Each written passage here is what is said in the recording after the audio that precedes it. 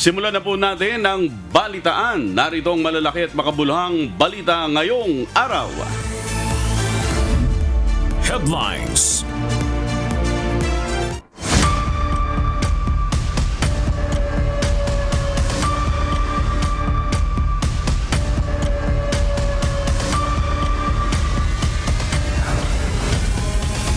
Vice President Sara Duterte, impeachment trial.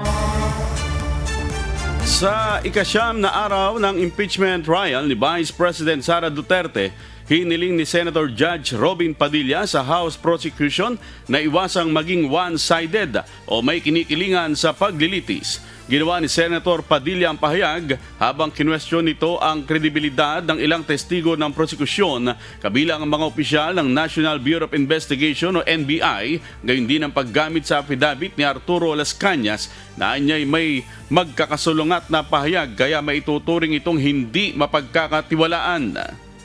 Sana hindi one-sided ang ating persecution.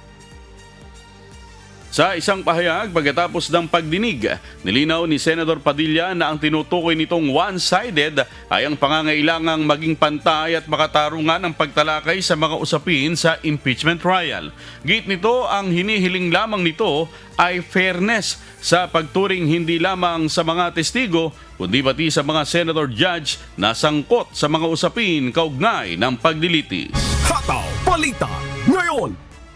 Sa kalagitnaan ng kanyang manifestation sa impeachment trial kahapon, bahagyang nantala si Senator Judge Robin Padilla matapos umano'y magkaroon ng mga komento mula sa mga nasa gallery. Pinunaan ng Senator Judge ang pag-iingay ng ilang manonood at binigyang diin na hindi pinapayagan ang ganitong asal dahil ang impeachment court ay isang korte. Dahil dito, inatasan ni Impeachment Court Presiding Officer Francis Chis Escudero ang Senate Sergeant at Arms sa panatilihin ang kaayusan sa loob ng plenaryo. Alam niyo ba, bawal po ang ginagawa. Kindly maintain Presiding order Officer, within the bawal court. po ang ginagawa nitong nasa harap natin, nagkukomento. Kindly maintain order in the court. The Sergeant at Arms, by authority of the Senate President, is directed to kindly maintain Hindi po order in the sila allowed mag-ingay. Korte po ito. Nilinaw naman ni Senator Padilla na dapat manatiling maayos sa tahimik ang paglilitis upang mapanatili ang dangal at kaayusan ng impeachment court. Hataw Balita ngayon. Samantala, pinalagan naman ng House Prosecution Team ang hiling ng isang Senator Judge na huwag maging one-sided ito sa isinasagawang paglilitis kay Vice President Sara Duterte. Samantala, maaari umanong mapagkamalang kawalang galang ang hiling ng tanggapan ni Vice President Duterte sa Senado na sagutin ang food and beverages expenses ng defense team. May hataw na balita si Ros Salicos. Sa kalagitnaan ng clarificatory questions ni Senator Judge Robin Hood Padilla kay House Lead Prosecutor at Batangas Representative Jervy Luistro sa ikasyam na araw ng impeachment trial kay Vice President Sara Duterte, may kahilingan nito sa prosekusyon ang huwag maging one-sided. Ang pahayag ng Senator Judge umani ng mga reaksyon sa gitna ng mismong paglilitis. Alam niyo po, napakaganda po ng inyong sagot. Sana hindi one-sided ang ating persecution. Kasi, alam nyo, pag kayo ang pagpabor sa inyo, alam nyo, bawal po ang ginagawa. Kindly maintain Presiding order Officer, within the bawal court. po ang ginagawa nitong nasa harap natin, nagkukomento. Kindly maintain order in the court. The Sergeant at Arms, by authority of the Senate President, is directed to kindly maintain Hindi po order in the sila allowed mag-ingay. Korte po ito. Giit naman ni House Lead Prosecutor Luistro, talaga namang one-sided ang prosekusyon sa isinasagawang impeachment trial. Kaya merong prosecution is to establish the case. Kaya may defense is to defend the innocence of the respondent, no? So, it is very much anticipated that the prosecution is biased towards presenting the case. Presenting the evidence, no? Siguro mas nakakapagtaka pag naging neutral ang prosecution. At lalong nakakapagtaka kung i-defend namin yung respondent. Humingi naman ng paumanhin ng isa sa Council ng Prosecutors ng House of Representatives na si Attorney Lorna Capunan. Aminado itong isa siya sa mga hindi napigilang mag-react nang marinig ang pahayag ni Senator Judge Padilla na hindi sana one-sided ang prosekusyon. There was no intent to disrespect him. No? Kaya lang, syempre, pag lawyer ka at nasa litigation ka, i-emote ka mag-i-emote ka. No? Alam naman nila yung, hindi naman emote na drama, pero it is an instinctive reaction. There was really no intent to disrespect him when he said, lalong-lalo na yung mga nasa front row, nagtinginan kaming ganyan. Yung pala kami yun, nasa front row. So, Senator Robin, sabi mo, kaibigan tayo, forgive na lang. Hindi na kami uulit dyan.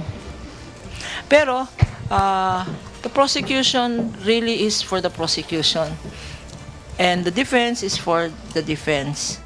Kasabay nito, binigyang diin naman ng lead prosecutor ang senator judges ang dapat maging neutral. At the end of the day, I am hopeful na political neutrality ang mananaig sapagkat napakaliwanag niyan sa Senate rules on impeachment and they were the ones who drafted and approved that Senate rules, no? So, bago pa tayo, dapat sila yung pinaka-conscious about the mandate of political neutrality. Samantala, maaari umanong mapagkamali ang kawalang galang ang kahilingan ng tanggapan ni Vice President Duterte sa Senado, partikular na ang i-shoulder o sagutin ang food and beverages expenses ng defense team sa gitna ng impeachment trial. Ito ay impeachment court, no? It can also be misconstrued. Of course, with due courtesy to the Senate, kasi sila ang dapat sumagot niyan. Pero as a bystander, kumbaga, kung titingnan mo, pwede kasi siyang ma-misinterpret na disrespect sa korte, and in this case, the Senate. Batay sa ulat, nais umanong ipasagot sa Senado ng Office of the Vice President ang mga gastusin ng defense team sa food, beverage, at catering services na accredited ng kanilang tanggapan. Rosalie Coz, humahataw sa balita ngayon. Kinwestiyon ni Senator Judge Robin Padilla ang kredibilidad ng ilang testigong iniharap ng House Prosecution sa Article 4 ng Articles of Impeachment laban kay Vice President Sara Duterte.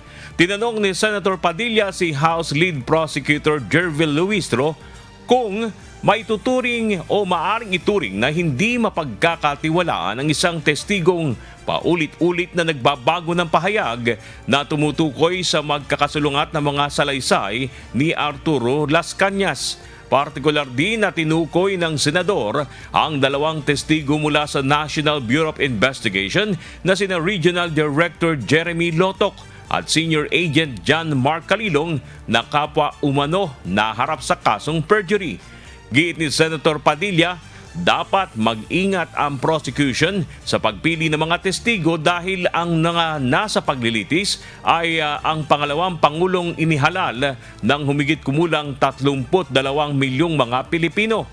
Tumugon naman si Representative Luistro na wala umanong nakabimbing kaso laban sa mga testigo ng prosekusyon at hindi otomatikong nadidiskwalipika ang isang testigo dahil lamang sa pagkakahatol maliban kung pinal ito at may moral turpitude. Ngayon, bilang pakiusap po sa inyo, sa prosecution, pwede po ba na sana ay maiwasan natin ang pagbibigay ng witness na may kasong perjury? Hindi na po ito si Las Cañas. Ang sinasabi ko po ay yung dalawang mahal nating witness, si Attorney Jeremy Lotok at si NBI Agent Calilong, na sa mga paoras na ito ay may kasong hinaharap na perjury. Pwede po bang iwasan natin na may mga ganito tayong witness para Ang nasasakdal po kasi dito ay ibinoto ng 32 million na tao. First of all, we were able to verify already that there are no cases pending against the prosecution witnesses. In addition, Your Honor, and only to respond to the concern of the Honorable Senator Judge Padilla, ang conviction po ay hindi ground for disqualification unless it is final and unless it is punishable by more than 1 year and that the crime constitutes moral turpitude. Kasunod na tinanong ni Senator Padilla kung bakit pinag-uusapan ang posibilidad na hindi makalahok ang ilang senator judge na may mga nakabimbing kaso ngunit hindi pa naman nahahatulan. Kung hindi rin naman otomatikong nadidiskwalipika ang isang testigo dahil lamang sa kaso o pagkakahatol. So, ibig niyo pong sabihin, yung mga senator judges dito ngayon na humaharap sa kaso na hindi po pinapayagan ng ombudsman at hindi pa rin sila guilty, ano pong ibig niyo sabihin? Your Honor, with all due respect, ang question niyo po kanina ay kaugnay ng pagtestigo. Testigo nga, Referring to judges the nga yung witnesses of sinasabi the prosecution, Your Honor. Ang usapan po ay yung guilty or not guilty. Nang humingi ang prosekusyon ng paglilinaw sa isa pang tanong, sinabihan ito ng senador na wala itong umanong karapatang magtanong sa isang senator judge. Hataw Balita ngayon. Sa muling pagharap ni NBI Director Melvin Matibag sa impeachment trial ni Vice President Sara Duterte kahapon, muling naungkat sa pagdinig ang insidente ng palitan ng putok sa Senate Complex noong May 13, 2026. Kinwestiyon ni Senator Judge Pia Cayetano ang pahayag ni NBI Director Matibag na nasa GSIS building lamang ang kanyang mga tauhan noong araw ng insidente at ipinunto na iisa lamang ang address ng GSIS at Senate dahil magkatabi ang mga ito sa loob ng iisang gusali. Binanggit din ni Senator Pia ang video na umano'y nagpapakitang nasaktan ang isang tauhan ng Office of the Senate Sergeant at Arms, taliwas sa pahayag ni Matibag na walang nasaktan sa operasyon. So sa kaalaman po ng ating mga nanunood at masigasig na taga-subaybay ng mga kababayan natin, Rule 133 on the weight and sufficiency of evidence. Sabi sa Section 1, preponderance of evidence, in determining where the preponderance or superior weight of evidence on the issues involved lies, the court may consider all the facts and circumstances of the case, the witness's manner of testifying, their intelligence, and also their personal credibility. Ayon naman kay Impeachment Court Spokesperson Attorney Reginald Tunggol, maaring layunin lamang ni Senator Judge Pia Cayetano na subukin kung mapagkakatiwalaan o hindi ang testigo. Dagdag pa ni Attorney Tunggol, bahagi ng proseso ng korte ang pagsusuri sa kredibilidad ng mga testigo bago tukuyin ang bigat ng kanilang mga pahayag. Hataw Balita ngayon. Iginiit ng depensa ni Vice President Sara Duterte na taken out of context o wala sa konteksto ang argumento ng prosekusyon kaugnay ng kontrobersyal na mga pahayag ng Vice Presidente laban kay Pangulong Ferdinand Marcos Jr. Sa pagdinig, ipinlay ang video kung saan sinabi ni VP Duterte na nais nitong tanggalin ang ulo ng Pangulo matapos ang sagot nito sa isang kadete na nanghihingi ng kanyang relo. Binigyang diin ni Defense Counsel Mark Binluan na sinabi lamang ito ni Vice President Duterte in jest o bilang biro. Ngunit ayon kay NBI Director Melvin Matibag, hindi maaring baliwalain ng mga law enforcement authorities ang ganitong mga pahayag, lalo na kung mula ito sa pangalawang Pangulo ng bansa. Ipinaliwanag ni Matibag na katulad ito ng mga bomb joke sa mga paliparan na kailangang seryosohin ng mga otoridad anuman ang intensyon ng nagsalita. Dagdag pa ni Matibag, bahagi ang mga pahayag ni Duterte ng kanilang investigasyon na nagpakita umano ng isang pattern of violence. Iginit din ni Matibag na may hangganan ang kalayaan sa pamamahayag at hindi ito pinoprotektahan ng konstitusyon kung lumalabag na sa batas. Didn't you take VP Sara's statement out of context? Mahirap po para sa aming law enforcement na yung ganyang mga statement ay amin pong babaliwalayin. Katunayan, alam naman po natin, kahit nga biro, alimbawa po, yung bomb joke nga po sa aeroplano, hinuhuli natin. It's a different thing if you're doing a bomb joke dyan sa aeroplano tsaka sa open field na kayo lang. So, Alright. sa amin po sa law enforcement, we have to give credence to that and i-process po namin. So at any rate, you consider this portion of VP Sara's statement to be grave and serious, to be a grave and serious threat based on the standards that you mentioned? Hindi po yun ang sinabi ko. Ang sinabi ko po, kasama siya dun sa ikinonsider na marami pong factors para ma-establish po ang pattern of violence. Samantala, hiniling ng depensa na maalis sa record ang ilan sa mga pahayag ni Matibag. Subalit hindi ito pinagbigyan ng impeachment court. Hataw Balita Ngayon. Inihayag ni NBI Director Melvin Matibag sa pagpapatuloy ng impeachment trial kahapon na may kaugnayan umano sa kinetic force sa mga banta ni Vice President Sara Duterte ang nangyaring harassment kay Palace Press Officer Undersecretary Claire Castro sa Vancouver, Canada kamakailan. Ginawa ni Director Matibag ang pahayag sa cross-examination sa kanya ng Defense Counsel kahapon. Ang kinetic force ay tumutukoy sa epekto ng mga salita o banta na maaaring mag-udyok sa iba na gumaya ng kilos. How about yung nangyari kay Undersecretary Claire Castro in Canada? Is this also part of the kinetic force? Well, ito na nga po yung sinasabi natin na nagkakaroon po ng malawakang kaguluhan na epekto po ng madalas na pagbabanta at seryosong pagbabanta sa Pangulo na ngayon ang mga itaong kahit na ordinaryo ay inaatake po. Hindi lamang ang Pangulo kundi ang iba pa rin pong matataas na posisyon. Ayon pa kay Director Matibag, maaaring nag-extend sa ibang bansa ang sinasabing kinetic force sa mga pagbabanta ng Vice Presidente dahil marami anyang mga Pilipino sa abroad ang nakapanood nito sa social media.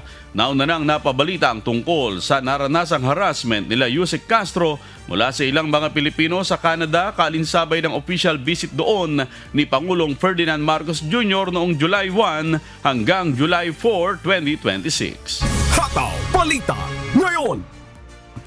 Hiniling ni Senator Judge Rapi Tulfo ang pantay-pantay na pagpapatupad ng 2 minutong pagtatanong ng mga Senator Judge sa impeachment trial ni Vice President Sara Duterte. Iginiit nito na may mga senador umanong nakapagsasalita ng lampas sa idinalagang oras, habang agad naman pinapatunog ang bell kapag umaabot na siya sa 2 minuto.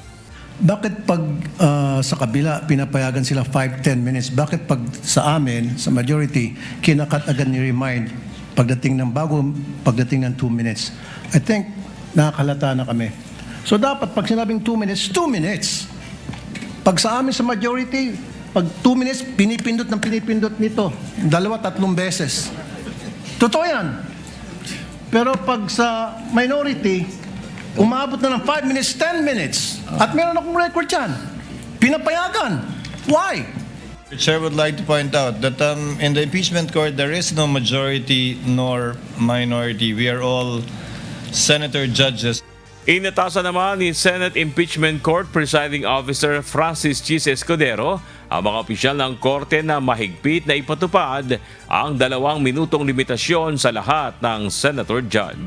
Hataw Balita Ngayon. Nasa kamay ni Vice President Sara Duterte ang pinal na desisyon kung magpapalit ng spokesperson ang kanyang defense team. Samantala, iginit naman ng depensa na walang pagbabago sa kanilang estratehiya sa pagharap sa impeachment trial. May hataw na balita si Ivan Alvarez. Nasa desisyon ni Vice President Sara Duterte kung magpapalit ng spokesperson ang kanyang defense team. Ito'y matapos paalalahanan ni Impeachment Court Presiding Officer Senator Judge Chis Escudero ang mga counsel at spokesperson ng prosekusyon at depensa na ikonsidera ang pag-nominate ng ibang tagapagsalita para sa kani-kaniyang partido. Ayon kay Defense Spokesperson Attorney Michael Poa, kailangan muna niyang makipag-usap kay Vice President Duterte bago makapagdesisyon sa posibleng pagbabago. I cannot decide by myself. It will be something that I will have to talk to the Vice President about and hear her thoughts on the matter. And if ever, then we'll let you know. And kung meron ng bago na magtatayong spokesperson, definitely we'll definitely introduce him or her to the media. No? Ayon kay Presiding Officer Escudero, layunin nitong magkaroon ng spokesperson ng defense at prosecution na hindi limitado sa rules ng impeachment court sa pagtalakay ng mga usapin sa media. But as the trial goes on, it might take its toll with respect to the spokespersons and counsels at the same time being able to distinguish between the merits of the case and purely procedural observations and or facts. Sa panig ng depensa, aminado si Poa na mahirap pagsabayin ang pagiging spokesperson at ang kanyang mga tungkulin bilang bahagi ng legal team. Kung magkakaroon man ng bagong tagapagsalita, kakailanganin muna itong ma-brief sa mga nangyayari sa impeachment trial, kasama na kung ano ang mga maaari at hindi maaaring talakayin sa media upang hindi malabag ang sub judice rule at ma-cite in contempt ng hukuman. So ako pa rin, for example, yung tatayong spokesperson, and at the same time, I do the legal work, meaning the oral arguments, the cross-examination, direct whatsoever, then we will just have to assume that risk na baka may risk of contempt at some point. No? Hopefully, wala naman, but we'll see. It's something I have to talk to the Vice President. Sa kabila ng posibleng pagpapalit ng kanilang spokesperson, nanindigan ang depensa na walang pagbabago sa kanilang estratehiya sa impeachment trial. Ito'y kasunod na rin ang pagtatapos ng pagtalakay sa Article 4 na may kinalaman sa umano'y grave threats ng bise, kung saan panghuling testigo ng prosekusyon si NBI Director Melvin Matibag.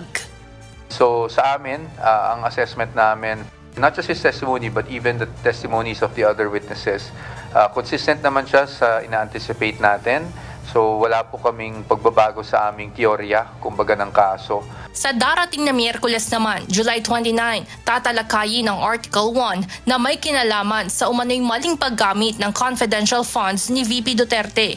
Ayon kay Poa, handa na ang depensa para sa cross-examination sa mga ilalabas na bagong testigo alinsunod sa pre-trial order. So may initial na paghahanda na tayong nagawa doon. So fine-tuning na lang po tayo, if ever.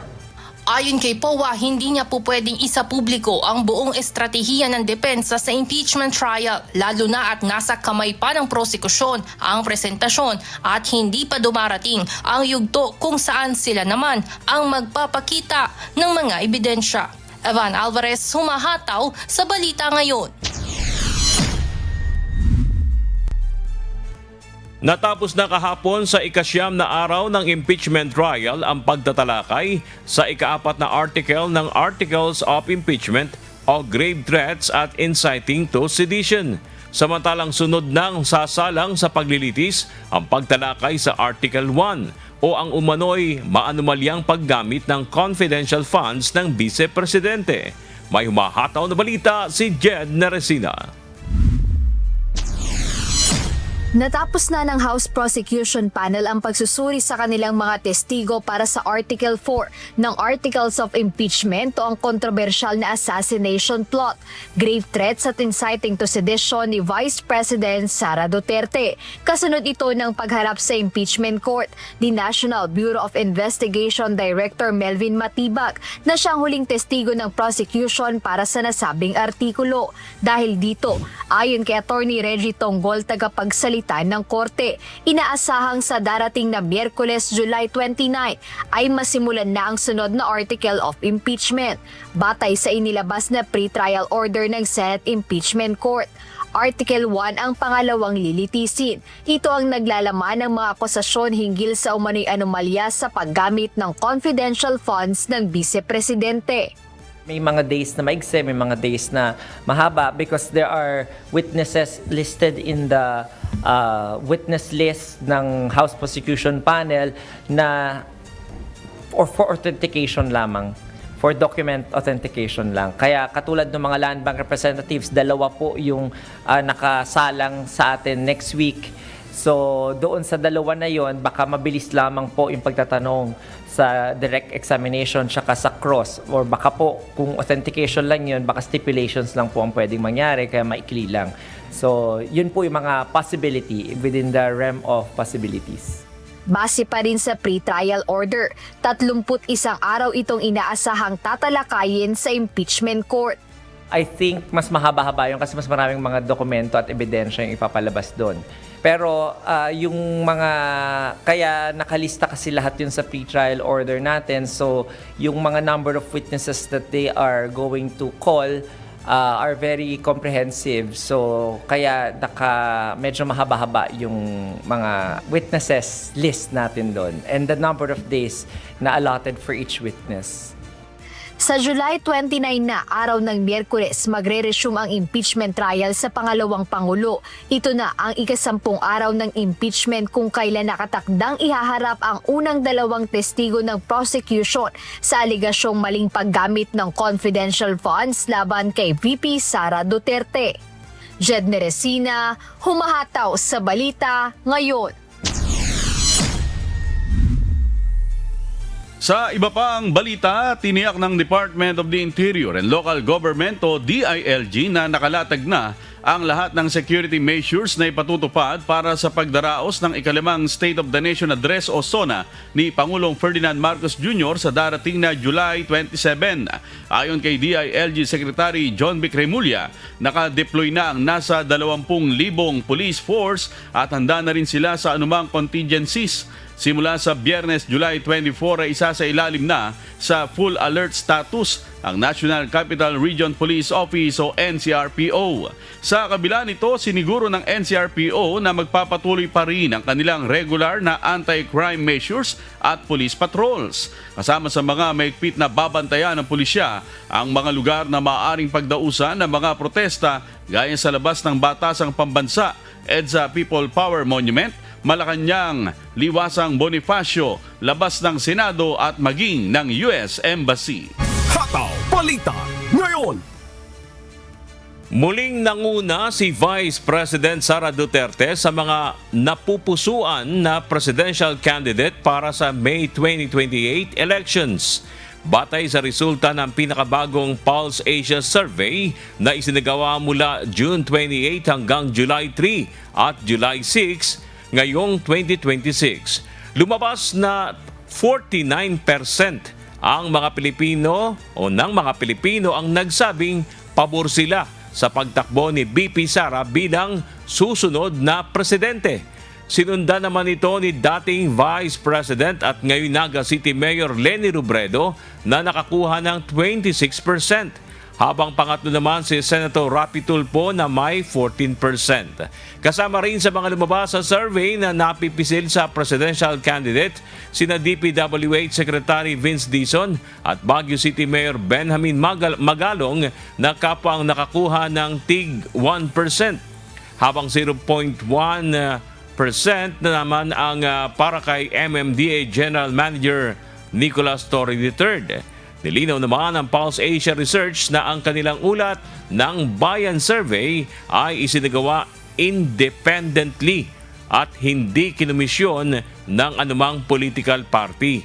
Binigyan din rin nito na hindi impluwensyado ng anumang religious, political, economic o anumang partisan group ang proseso ng kanilang isinasagawang survey. Hataw Balita ngayon. Samantala, nanguna naman si Senator Bongo sa mga napipisil na tumakbo sa pagka-Vice President sa darating na 2028 elections. Lumabas sa latest result ng Pulse Asia Survey na mayorya ng mga Pilipino ang napupusuan si Senator Bongo na maging Vice Presidential candidate na nakakuha ng 27%. Pumapangalawa naman si Senator Robin Padilla na nakakuha ng 21%. Nasa ikatlong pwesto naman sina Senator Bam Aquino at dating Senador Grace Poe na kapwa nakakuha ng 14%. Senator Erwin Tulfo na may 9%, Senator Kiko Pangilinan na may 4% at MMDA General Manager Nicolas Torre III na may 0.5%. Samantala, lumabas rin sa kaparehas na survey na malaking bahagi ng mga Pilipino ang interesado sa paparating na 2028 elections. 89% ng mga Pilipinong nasabing talagang interesado sila sa halalan sa 2028, habang 30% ang somewhat interested o medyo interesado, may 3% na hindi interesado at 8% na mga undecided. Hataw Balita ngayon.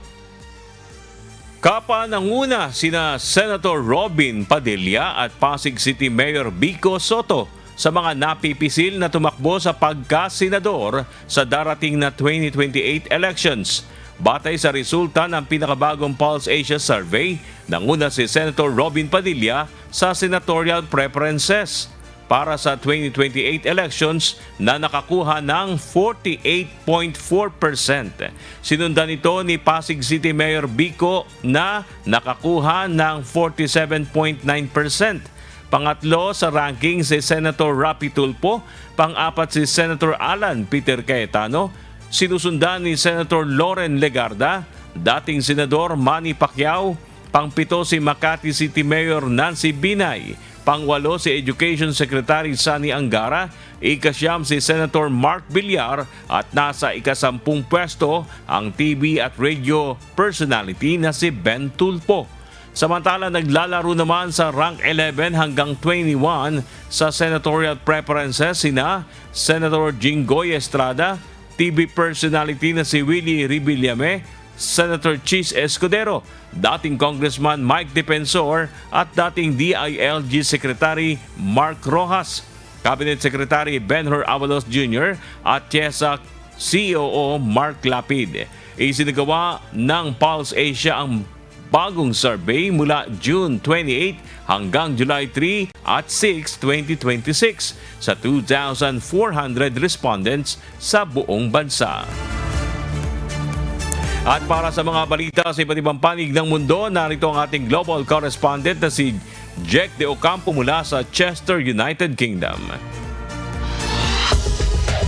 Global News.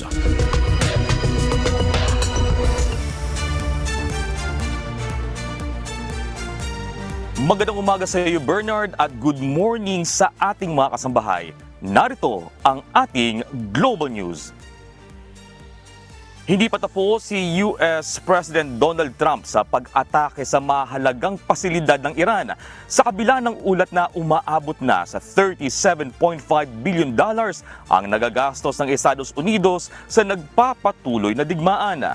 Babala ni Trump, isa-isang tatargetin ng Amerika ang mga tulay at power plants ng Iran kung magpapatuloy ito sa pag-atake sa mga barko sa Strait of Hormuz. May humahataw na balita si James Buntuyan. Sa pagharap ni US Secretary of War Pete Hegseth sa US Senate of Appropriations Committee, naging sentro ng talakayan ang lumulubong gastos ng bansa sa nagpapatuloy na digmaan laban sa Iran. Lumabas sa pagdidig na umabot na sa $37.5 billion ang halaga na nagastos ng Estados Unidos sa digmaan, bukod sa $67 billion na hinihingi ng kagawaran na karagdagang pondo para suportahan ang laban. Mariing kinestyon ng ilang senador ang karagdagang pondo at iginiit na dapat nang tapusin ng pamahalaan ng digmaan sa halip na patuloy na palawakin ang mga operasyong militar. Your characterization of this incredible effort as a failure is reckless. And I think it's irresponsible. And I think it smears the sacrifice of the troops that are out there making on behalf of the American people to ensure that Iran never gets a nuclear weapon. Shame on you and others who call this a quagmire and a failure, and then you want to turn around and say you support the warfighter. Either you do or you don't. Sa kabila ng malaking gastos, naniniwala si US President Donald Trump na hindi totoong ayaw ng mga Amerikano sa gyera. Git niya, ang hindi gusto ng mga ito ay ang mataas na presyo ng gasolina at hindi ang digmaan sa Iran. Well, Americans aren't against the war. A poll just came out. Americans don't want high gasoline prices, but they're not against the war. Kahapon muling nagsagawa ng pag-atake ang US Central Command o CENTCOM sa ika-11 magkakasunod na gabi. Kabilang pa rin sa kanilang tinarget ang mahalagang military facilities ng Iran kasama na ang ilang port at telecommunication system. Naglunsad din ng Iran ng mga pag-atake sa mga kaalyadong bansa ng US sa Middle East gaya ng Kuwait, Jordan at Qatar. Una nang sinabi ni Trump na hindi pa siya tapos sa Iran at ipagpapatuloy pa ang mga operasyong militar laban dito. So if we left right now, it would take Iran 20-25 years to rebuild. Okay? And we're not finished at all. But if we left right now, it would take them a long time, years to rebuild. But we're not leaving right now. So we've had a big impact on Iran. Sa kanyang Truth Social, nagbabala ito na sa bawat pag-atake ng Iran sa mga barko sa Strait of Hormuz ay gagantihan ito ng US sa pamamagitan ng pagbomba sa mga tulay o power plants ng bansa. Kasunod nito, muli ring binigyang diin ni Trump ang banta nitong atakihin ng Pickaxe Mountain o Kolang Gazla, isang underground facility na pinaghihinalaang kinaroroonan ng mga nuclear facilities ng Iran. Bilang tugon, nagbabala ang Iran na ituturing nitong pagpapalawak ng digmaan ang anumang pag-atake sa Pickaxe Mountain at gagantihan nito ang lahat ng interes ng Estados Unidos, mga kakampi at taga-suporta nito. Sa kabila ng patuloy na paglalabanan, nananatiling bukas ang Estados Unidos sa diplomasya. Gayunman, git ni US Secretary of State Marco Rubio, kailangan tuparin ng Iran ang mga pangako nito kung nais nitong makabalik sa negosasyon. The United States remains open and willing to engage in positive, constructive negotiations and talks so long as the commitments that are made are kept. And when those commitments are not kept, which is what's happened in this particular case, then there will be consequences. And that has to happen. James Bonduyan, humahataw sa balita ngayon.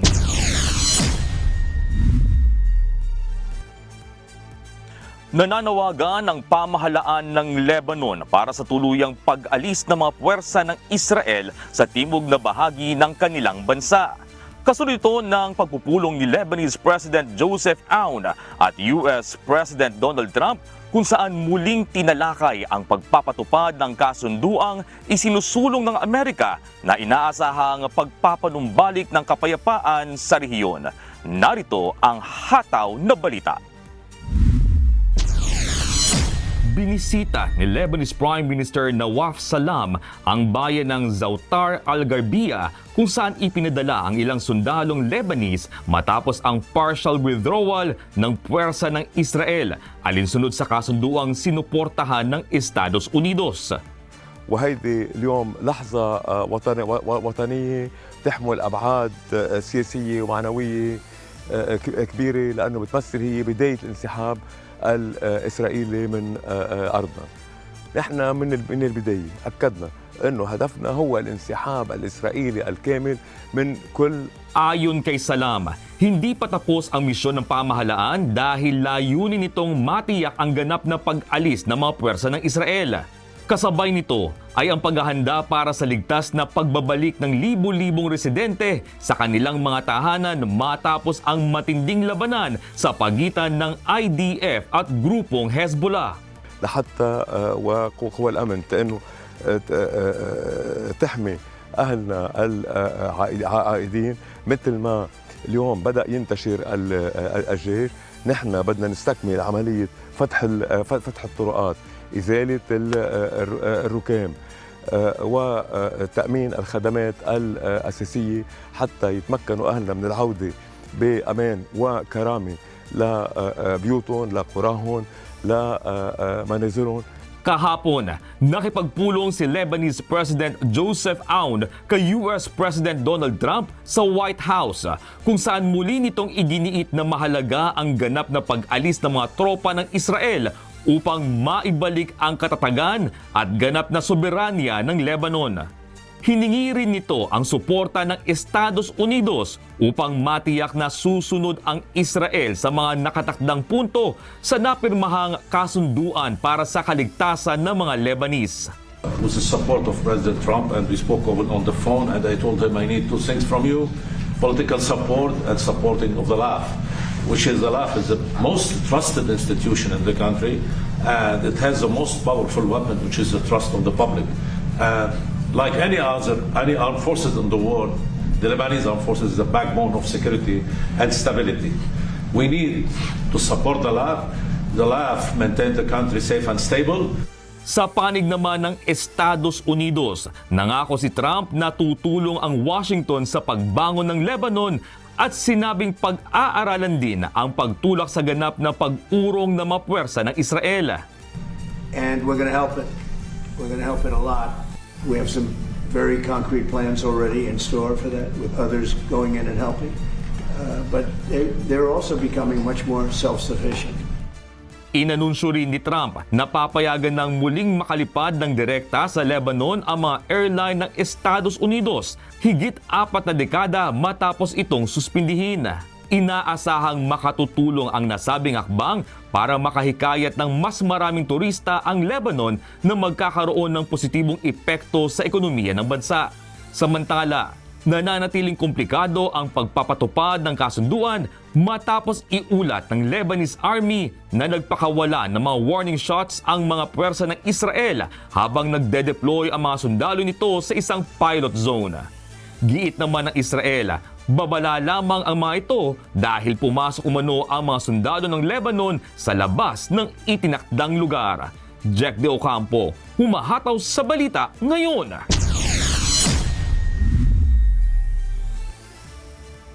Inaprubahan ni US President Donald Trump ang kasunduan na magpapahintulot sa Saudi Arabia na magtayo ng civilian nuclear program sa tulong ng mga kumpanya mula sa Estados Unidos.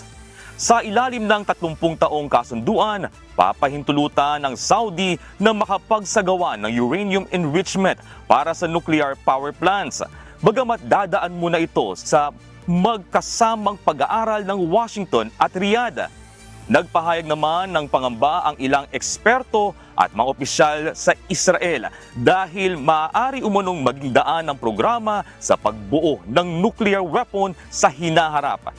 Ipapasa pa ang kasunduan sa US Congress kung saan inaasahang may mga mambabatas na tututol dito. Nauna nang sinabi ni Saudi Crown Prince Mohammed bin Salman na hindi naghahangad ang kanyang bansa ng nuclear weapon, ngunit susunod umano sila kung makabubuo ng ganitong sandata ang Iran. Hataw Balita ngayon! Itinalaga ni Ukrainian President Volodymyr Zelensky si Mihailo Drapati bilang bagong Commander-in-Chief ng hukbo ng Ukraine matapos ang mga protesta dahil sa pagpapatalsik nito sa dating Defense Minister na si Mikhailo Fedorov.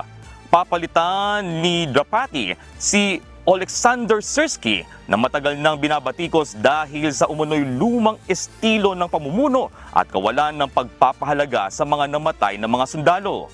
Kilala si Drapati bilang isang veteranong general na nakipaglaban sa mga Russian-backed separatists noong 2014 at nagsulong ng mga reforma sa hukbo ng Ukraine. Sinabi ni Zelensky na inalok din ito si Fedorov ng isa pang mahalagang posisyon sa pamahalaan habang inatasan ang bagong pamunuan ng hukbo na maghanda ng panibagong estratehiya sa depensa. Ayon naman sa Kremlin, hindi magbabago ang takbo ng digmaan sa kabila ng pagpapalit ng pinuno ng hukbo ng Ukraine. Hataw Balita ngayon! Binuksan ng Austria bilang bagong police station ang dating tahanan ni Adolf Hitler sa bayan ng Braunau am Inn. Ito ay upang mahadlangan ang mga far-right extremist na gawing lugar ng pilgrimage ang nasabing tahanan. Ginawa ang hakbang matapos ang matagal ng debate kung paano gagamitin ang gusali habang hinihikayat ang bansa na harapin ang kasaysayan nito noong panahon ng Nazi. Ayon sa mga opisyal, layo ng pagbabago na gawing simbolo ng demokrasya, kapayapaan, kalayaan at paggalang sa dignidad ng tao ang nasabing lugar. Hataw Balita ngayon! Umakyat na sa 20 ang bilang ng nasawi matapos gumuho ang isang ginagawang tunnel para sa hydroelectric project sa Sikkim, India. Ayon sa mga otoridad, nakita na rin ng mga rescuer ang ilang bangkay sa loob ng tunnel, ngunit hindi pa ito maiahon dahil sa baha at pagtagas ng methane gas. Sinabing nagsimula ang insidente matapos ang pagsabog ng methane gas na nakulong sa mga bato na nagdulot ng makapal na usok at nakalalasong gas. Patuloy ang investigasyon upang matukoy ang eksaktong sanhi ng pagbuho ng tunnel. Hataw Balita ngayon. At yan po ang mga balita mula sa iba't ibang panig ng mundo. Mula rito sa Chester, United Kingdom, ako si Jack De Ocampo.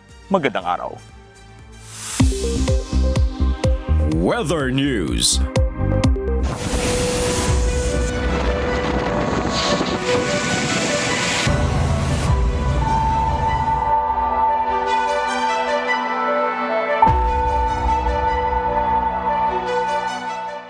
Nakapasok na sa loob ng Philippine Area of Responsibility ang panibagong sama ng panahon na binabantayan ng Pag-asa at ito ay pinangalanan na Bagyong Quiapo.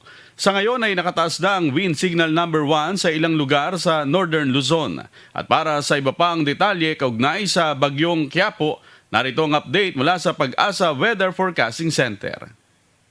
Itong si Quiapo ay Tropical Depression Category. Kaninang 4 a.m., ito'y huling namataan sa line 950 kilometers east ng Central Luzon. May taglay na lakas na hangin na 45 kilometers per hour at pagbugso na umaabot ng 55 kilometers per hour. Ito'y kumikilos west-northwestward sa bilis na 20 kilometers per hour. Mamaya po i-discuss po natin itong magiging track nitong bagyong si Quiapo.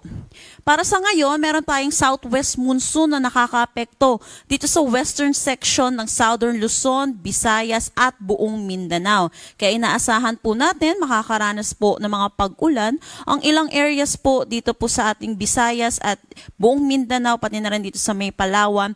Dulot po ito ng habagat. Nakikita din natin dito sa ating satellite imagery, malayo pa sa kalupaan natin itong si Bagyong Quiapo. Kaya yung trough or yung extension ng kaulapan nitong Bagyong si Quiapo ay magdadala ng mga kalat-kalat na pag-ulan dito sa may Bicol Region, Eastern Visayas, pati na rin sa may Romblon. Sa Metro Manila, nalalabing bahagi ng Luzon, kitang-kita sa ating satellite imagery, wala tayong kaulapan, kaya makakaranas po tayo ng bahagya hanggang sa maulap na papawirin na may mga isolated rain showers o kaya mga localized thunderstorm lalo na po sa hapon at sa gabi. Dahil dito sa bagyong si Quiapo, meron na tayong tropical cyclone wind signal number 1 sa Batanes, Cagayan, kasama na ang Babuyan Islands, Isabela, Apayao, Abra, Kalinga, eastern at central portion ng Ifugao, Ilocos Norte, Ilocos Sur, northern portion ng Aurora. Baka magtaka po yung ating mga kababayan dito po sa may northern Luzon. Meron po tayong bagyo at meron na rin po tayong mga tropical cyclone wind signal. Pero bakit maaraw pa rin po dito po sa aming lugar? Dahil po nagtaas po tayo ng tropical cyclone wind signal number 1 na may lead time na 36 hours bago po niyo maranasan yung malalakas na hangin na dulot nitong bagyong si Quiapo para po makapaghanda po tayo. Para naman sa ating forecast track dito sa bagyong si Quiapo, gaya po ng sinabi ko kanina, malayo pa po ito dito sa ating kalupaan. Inaasahan po natin bukas, posible ito maging isang ganap na tropical storm category kung saan na pinakamataas po nating tinataas na tropical cyclone wind signal ay signal number 2. Posible po itong mag-close approach or mag-landfall dito sa may Babuyan Islands. Pero makikita din natin dito sa ating track, pasok po sa ating cone of probability itong Cagayan, kaya hindi rin po natin inaalis yung posibilidad kung baka dito po ito mag-landfall. Pero para po sa ating mga kababayan, pinapaalalahanan po natin sila na ito po nakikita po natin ay makakaranas po ng malawakang pag-ulan dito po sa may Northern Luzon, dulot po netong si bagyong si Quiapo. By Saturday, lalabas na po ito ng ating Philippine Area of Responsibility at nakikita din natin mag-i-intensify ito bilang isang severe tropical storm. Para naman sa ulan na inaasahan po natin sa susunod na 3 araw, ngayong araw, dahil malayo pa po yung bagyo, wala pa naman po tayong mararanasan ng mga pag-ulan dulot nito. Sa ngayon, ito ay dulot ng southwest monsoon or habagat. Inaasahan natin ang 50 to 100 millimeters of rain sa Negros Oriental, Zamboanga Sibugay, Zamboanga del Norte, Zamboanga del Sur, Lanao del Norte, Lanao del Sur, Maguindanao del Norte, Sultan Kudarat at Sarangani. Kung maaalala din po natin, noong mga nakaraang araw ay nakakaranas na rin po ng mga pag-ulan. Ito pong mga nabanggit ko pong lugar, kaya pinapaalalahanan po natin yung mga kababayan po natin dahil saturated na po ang ating mga kalupaan, so posible na po yung mataas na tsansa po ng mga pagbaha at mga pagguho ng lupa. So pinapaalalahanan po natin, mga kababayan po natin, makinig po tayo lagi sa ating local government unit hinggil sa paglikas po na kailangan nating gawin. Bukas naman, ito yung inaasahan natin paglapit sa kalupaan nitong bagyong si Quiapo. Makikita natin, meron tayong mga mararanasan na mga pag-ulan dito sa area ng Northern Luzon, 100 to 200 millimeters of rain dito sa may Cagayan at Apayao. 50 to 100 millimeters of rain naman dito sa may Batanes, Ilocos Norte, Abra, Kalinga at Isabela. Dito sa may Antique, Negros Occidental, Negros Oriental, dulot naman ito ng southwest monsoon. By Saturday, makikita natin ito yung pagtawid na nitong bagyong si Quiapo sa kalupaan po natin. Makikita natin more on concentrated na sa western section ng ating bansa ang mga pag-ulan. Posible ang 100 to 200 millimeters of rain dito sa may Ilocos Norte, Apayao at Ilocos Sur. Dito naman 50 to 100 millimeters naman po dito sa mga color yellow po natin. And makikita din natin na babawasan din yung areas na makakaranas na mga pag-ulan dulot naman ng southwest monsoon. So ngayon, mga hangin inaasahan po natin, dulot po ng southwest monsoon at yung paligid po netong bagyong si Quiapo. Ngayong araw, kahit wala pa po tayong nararanasan, wala po nakataas na tropical cyclone wind signal, inaasahan po natin yung malalakas na bugso ng hangin ngayong araw sa malaking bahagi ng Mindanao, Siquijor, Bohol at Southern Leyte. Bukas, ito po yung paglapit niya po sa ating kalupaan, ay nakikita natin malaking bahagi na ng ating bansa ang makakaranas na malalakas na bugso ng hangin kahit wala po tayong tropical cyclone wind signal sa ating mga lugar. By Saturday, most areas ng Luzon, most areas ng Visayas, Zamboanga Peninsula, Misamis Occidental, Camiguin, Dinagat Islands at Davao Oriental. Sa ngayon, wala pa tayong nakataas na anumang gale warning sa anumang seaboards ng ating bansa. Pero pinapaalalahanan po natin mga kababayan po natin na posible po tayong magtaas ngayong araw ng gale warning dito po sa area ng Northern Luzon. So yun po, pag meron po tayong gale warning ay pagpaliban po natin ang pagpalaot sa karagatan po natin. At napanood po natin si Pag-asa Weather Specialist Janelle Dominguez. Patuloy po kayong mantabay sa mga social media page ng Pag-asa at ng UNTV News and Rescue kaugnay sa update sa bagyong Quiapo. Formal lang nagsimula ang field training drills ng Exercise Carabaru 2026 sa Townsville Field Training Area sa Queensland, Australia. Itinuturing itong pinakamalaking out-of-country training exercise ng Philippine Army para sa taong ito na naglalayong higit pang patatagin ang ugnayang militar ng Pilipinas at Australia.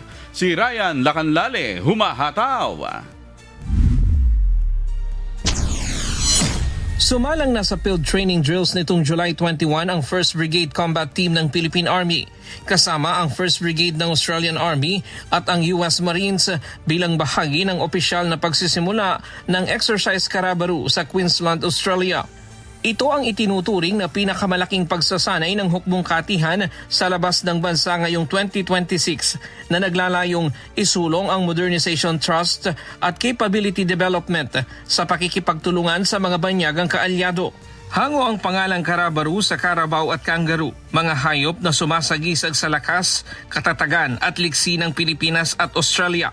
Bilang paghahanda sa field exercise, nauna nang nagsagawa ang 120-member contingent ng bansa ng mahahalagang range firing drills noong July 20. Nakatakdang isagawa ang mga pagsasanay sa ilalim ng mas malawak na Exercise Predators Run 2026, kung saan gagamit ang mga tropa ng isang unified command structure.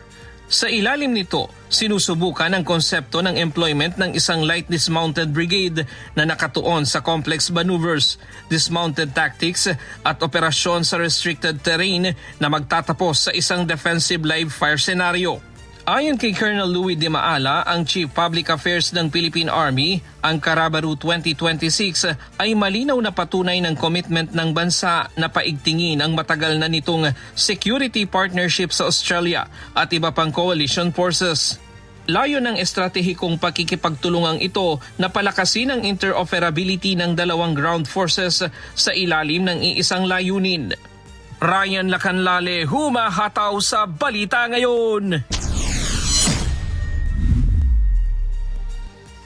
Mayorya ng mga Pilipino ang nagsabing wala silang tiwala sa China.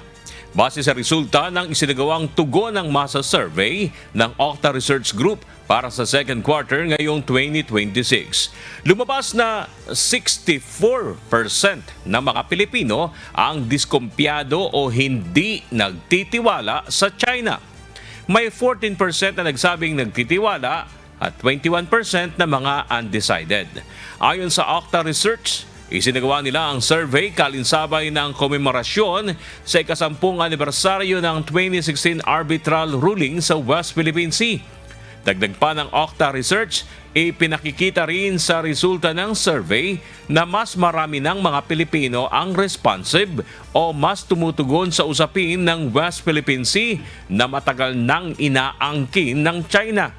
Isinagawa ang survey mula July 4 hanggang July 11, 2026 sa pamamagitan ng face-to-face interviews sa 1,200 male at female respondents. Hataw Balita Ngayon.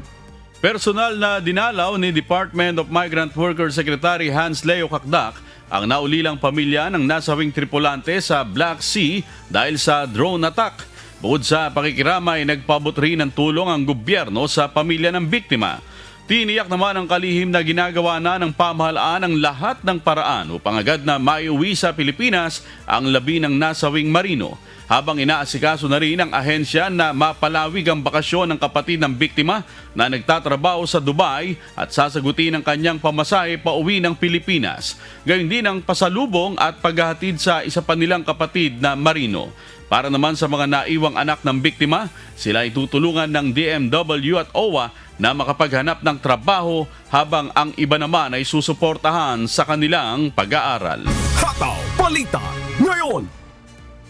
Muling i-reassess ng Land Transportation Franchising and Regulatory Board o LTFRB ang mga nakabingbing petensyon na humihiling ng dagdag pasahe sa mga pampasaherong jeep. Sa isang pahayag, sinabi ng LTFRB na ito ay alinsunod sa utos ng Department of Transportation na simula nang iproseso ang mga petisyon para sa fare hike. Ayon sa ahensya, muli nilang kukwentahin ang nararapat na fare adjustment batay sa hinihirit ng ilang transport group. Humihiling ang grupong Manibela ng 2 pisong dagdag sa minimum na pamasahe sa jeep habang 10 piso naman ang inihihirit ng piston. Sa ngayon ay 13 pesos pa rin ang ipinatutupad na minimum na pamasahe sa mga tradisyonal na jeep at 15 naman kung modern jeep. Tiniyak naman ng LTFRB na kasama pa rin sa kanilang iko-konsidera ang kakayahan ng mga commuters sa dagdag pasahe, gayon din ang epekto nito sa inflation. Ngayong araw, muling pagpapatuloy ng mga transport group ang kanilang tigil pasada bilang protesta sa muli na namang pagtaas ng presyo ng mga produktong petrolyo at panawagang aprobahan ang fare hike. Hataw Balita Ngayon. Pinag-aaralan na ng Land Transportation Franchising and Regulatory Board ang fuel allocation para sa ipinagkakaloob na fuel discount sa mga public utility vehicle. Samantala, tinatayang nasa 2.4 billion pesos na pondo kada buwan naman ang kakailanganin ng LTFRB para sa panukalang dagdag na diskwento ngayong muli na namang tumaas ang presyo ng produktong petrolyo. Si Benedict Samson, humahataw. Magsasagawa ng konsultasyon ng Land Transportation Franchising and Regulatory Board sa iba't ibang transport group at stakeholders para sa gagawin nilang pag-aaral na dagdag na fuel allocation sa pampasaherong sasakyan. Kalinsabay ito ng muli na namang pagtaas sa presyo ng produktong petrolyo. Ayon sa LTFRB, pag-aaralan nila kung napapanahon na bang dagdagan ng alokasyon sa langis. Batay sa kasalukuyang polisiya, nasa 10 liters ang fuel allocation na saklaw ng discount na ibinibigay sa mga tradisyonal na jeep, habang 30 liters naman sa modern POJ. Titingnan ng LTFRB kung maaari itong dagdagan at gawing 15 liters sa mga tradisyonal na jeep at 50 liters naman sa modern jeep. Yung pinag-aaral rin natin, especially for modern PUJ, as sinasabi sa atin, yung kanilang konsumo nasa 50, hindi 30. So kasama yan sa pag-aaral po natin. We will consult, kayo yung ating regional directors were tasked to bring all this data to us para malaman natin kung anong iaahin natin, ang ipropropose natin. Bukod dito, kasama rin sa tinitingnan ng LTFRB ang planong gawing 15 pesos mula sa kasalukuyang 10 piso ang ibinibigay na fuel discount sa mga pampasaherong sasakyan. Kabilang sa makikinabang dito ang traditional at modern jeepney, taxi, bus, motorcycle taxi at Transport Network Vehicle Service o TNVS. Kasi kung sa 15 pesos, 30 liters for traditional, that's 450 pesos. That's better than your 300 pesos na makukuha nila sa pisong fare increase. No? For modern PUJ, it's 750 pesos. That's better than the 500 pesos na makukuha nila sa pisong increase ng fare. Pag kinupute natin naman, kung adjust natin ng depende sa pondo, kung 15 pesos per liter, baka naman ang suma total, mas malaki ang tulong sa ating mga driver. Ayon pa sa LTFRB Chairman, nasa 2.4 billion pesos kada buwan ang kakailanganin nilang pondo para sa panukalang 5 pesos na dagdag sa fuel discount. We will get to get the optimum amount na kinakailangan. Ibig sabihin, kasi ang laking kaltas, ang laking alokasyon sa 2.4 billion ang ina-allocate for buses and trucks. Paano kung bigyan mo ng fare increase ang buses? Diba? Ang inflationary effect ng buses is much less than that of the jeepneys. Inaasahan naman na sa susunod na linggo ay isusumite na ng LTFRB sa Department of Transportation ang kanilang rekomendasyon para sa dagdag na fuel allocation at discount. Benedict Samson, humahataw sa balita ngayon. Naniniwala ang Department of Agriculture na hindi pa kailangan ang pagtatakda ng price cap sa presyo ng mga pangunahing produktong pang-agrikultura sa kabila ng muli na namang pagtaas ng presyo ng mga produktong petrolyo. Ayon kay Department of Agriculture Secretary Francisco Chu Laurel, maaari silang magpanukala ng price cap, subalit hindi pa naman ito kailangan sa ngayon maliban na sa bigas. Sa ngayon, mahigpitan niyang binabantayan ng DA ang sitwasyon dahil maaring magkaroon ng domino effect ang pagtaas ng presyo ng langis sa presyo ng fertilizer at transportasyon. Hataw Balita ngayon. Pinag-iingat ng Social Security System o SSS ang publiko laban sa mga nagpapadala ng email o text messages na nagsasabing kasama ka sa makatatanggap o kwalipikado kang benepisyaryo para sa UPLIFT program. Paglilinaw ng SSS, sila ay magpapadala ng official notification diretso sa inyong my.sss account at hindi magpapadala ng anumang link, tatawag o manghihingi ng OTP sa email, SMS o anumang messaging app. Payo po ng SSS sa publiko maging mapanuri at mag-ingat sa mga ganitong klase ng modus upang hindi makompromiso ang inyong mga personal na impormasyon. Hataw Balita ngayon. Hinihikayat ng Department of Labor and Employment o DOLE ang mga employers sa medium enterprises na magkaroon ng sariling organisasyon at representasyon. Ayon sa ahensya, mahalagang magkaroon ng mas malakas na boses ang sektor sa mga talakayan sa wage setting dahil sa kasalukuyan ay wala pa umanong organisadong samahan na direktang kumakatawan sa kanila. May humahatol na balita si Mia Alonso. Sa gitna ng umiinit na usapin ng pagpapatupad ng bagong wage order sa Metro Manila, kung saan magkakaroon ng 85 pesos na aumento sa mga minimum wage na manggagawa. Nanawagan ng ilang economic group na ipagpaliban na muna ang pagpapatupad ng dagdag sahod at pag-aralan ang malaking epekto nito sa ekonomiya lalo na sa mga maliliit na negosyo. Subalit binigyang diin ng Department of Labor and Employment o DOLE na dumaan ito sa legal na proseso, botohan at pag-uusap sa pagitan ng national government, tinatawan ng mga employer maging ng mga manggagawa. So lahat po ng mga variables ay kinonsider, inflation, and it happened during yung kasagsagan ng hidwaan sa Iran. So lahat po yan kinonsider. I agree na may mga kaunting disruption din, pero I'm more into the next steps. Sa akin, and I've been saying this out loud, dapat yung ating small and medium ay mag-organisa rin. Hindi ko alam kung paano ko bubuuhin ito eh. Dapat yung ating merong employees 50 and below or 30 and below ay organisado rin. Ito yung maliliit na halos 98% sa NCR. Paliwanag ni Department of Labor and Employment Secretary Francis Tolentino, isa sa mga hamon sa wage setting ang kawalan ng malakas na organisadong representasyon ng mga maliliit na medium enterprises. Aniya, kadalasan ay napapaloob ang mga medium-sized businesses sa mga malalaking grupo ng employer kaya hindi laging lumalabas ang kanilang mga pangangailangan sa mga konsultasyon. Dagdag pa ng kalihim na mahalaga sanang magkaroon ng sarili nilang representasyon ang mga nasa medium enterprises. Dahil sila ang nasa gitnang bahagi mula sa mga maliliit na negosyo na kadalasang exempted na sa minimum wage issues hanggang sa malalaking kumpanya na mas may kakayahang sumunod sa dagdag sahod. Si medium, ito yung talagang naghahanap buhay, nakatawid from informal to formal, pero hindi sila organisado.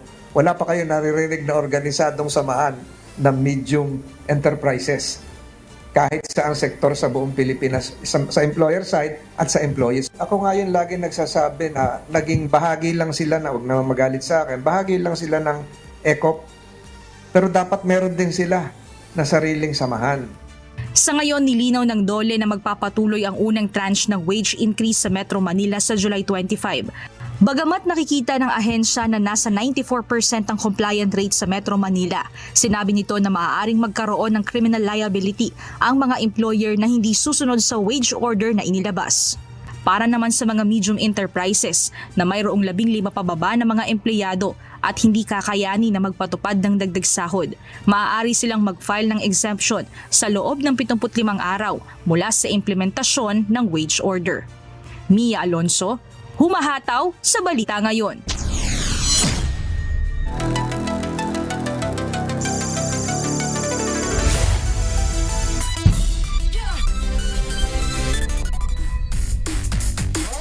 Nagwagi ang Comelec Vanguards laban sa AFP Cavaliers sa pagpapatuloy ng second round eliminations ng UNTV Cup Season 12, habang kapwa nagwagi rin ng PNP Responders at PhilHealth Health Insurers sa kani-kanilang laban.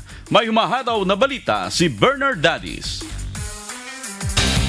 Matira ang matibay sa do-or-die game ng PhilHealth Health Insurers at DNR Lawin Patrollers sa first game ng triple header ng UNTV Cup Season 12 second round eliminations sa Paco Arena sa Maynila kahapon. Mula first hanggang third quarter ay palaging tabla ang score. 18 points sa first Q, 39 all sa second frame at muli na namang nagtabla sa 61 points sa third kanto. Subalit pagpasok ng fourth quarter, rumatsyada sa opensa ang PhilHealth at tuluyan ng pinabagsak ang Lawin Patrollers sa final score na 91-86. Si Mark Pedroso ang hinirang na best player of the game na nanguna para sa Health Insurers sa kartang 30 points, 6 rebounds at 7 assist. Dahil sa panalo ay lumaki ang tsansa ng PhilHealth na makaabante sa next round. Panalo po itong nagawa namin dahil po sa maganda po yung effort na pinagawa namin. Sana po magdire-diretso po, manalo po kami. Mas improve namin yung defense namin, start strong kami. siguro mas magpa-practice pa kami palagi. Yun na lang ang effort na gusto namin. Go hard kami. Doon lang kami nanalo dahil sa effort po namin. Kailangan pa nilang maipanalo ang huling dalawang laban kontra sa Judiciary at AFP sa second round eliminations. Sa second game, itinumba naman ng PNP responders ang Office of the President Bagong Pilipinas. Pinahirapan ng responders ang OP Bagong Pilipinas na makuha ang kanilang momentum. First quarter, tambalang Anton Tolentino at Christian Mateo ang nanguna sa PNP with combined 15 points para sa 6-point advantage, 19-13. Second frame, plus 7 points si Christian Mateo, 1 from 3-point area, napanatili ng responders ang 6 na puntos na kalamangan. Third kanto, hindi mapigilan ng Bagong Pilipinas ang init ni Mateo na nagpaputok pa ng 2 tres. Nakaka-23 puntos na sa quarter na ito. Umakyat pa sa 9 na puntos ang hinahabol ng Bagong Pilipinas team.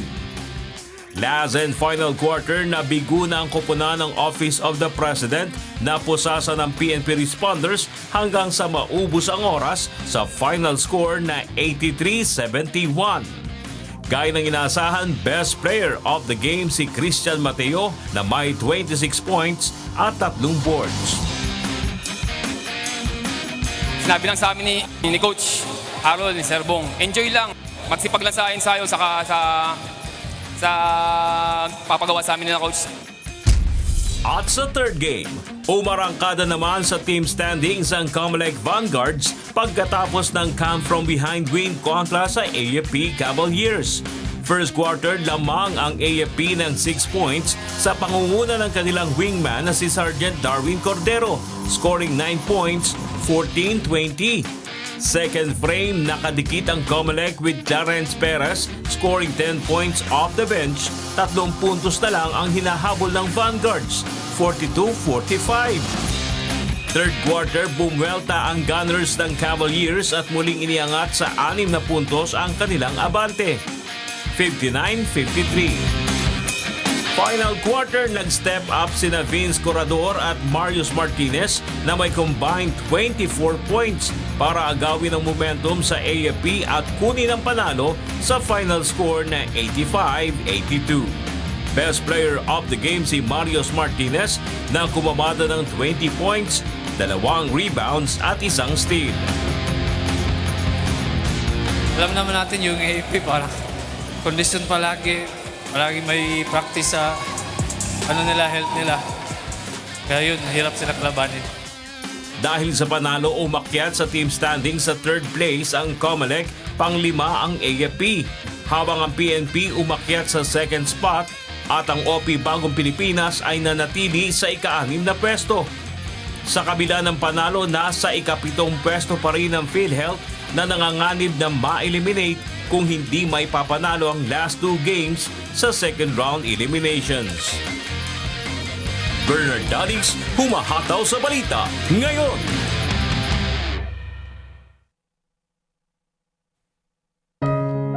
At sa aming ibabahaging mga salita ng Diyos na ating sandigan, mula sa Juan Kapitulo 13, talatang 35. Sa ganito'y makikilala ng lahat ng mga tao na kayo ay aking mga alagad, kung kayo'y may pag-ibig sa isa't isa.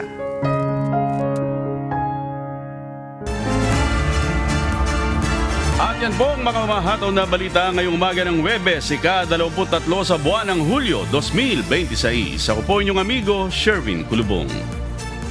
Sa ngalan ng lahat ng bubuo ng UNTV News and Rescue, UNTV Radio La Verdad 1350 at ang ating mga correspondent mula sa Pilipinas at sa iba't ibang panig ng mundo. Ako naman po si Bernard Dalis. At dito sa UNTV at UNTV Radio La Verdad 1350, Diyos ang aming sandigan, serbisyo publiko ang aming pinahahalagahan. Susunod na po ang Good Morning Kuya. Salamat po sa Diyos at magandang umaga.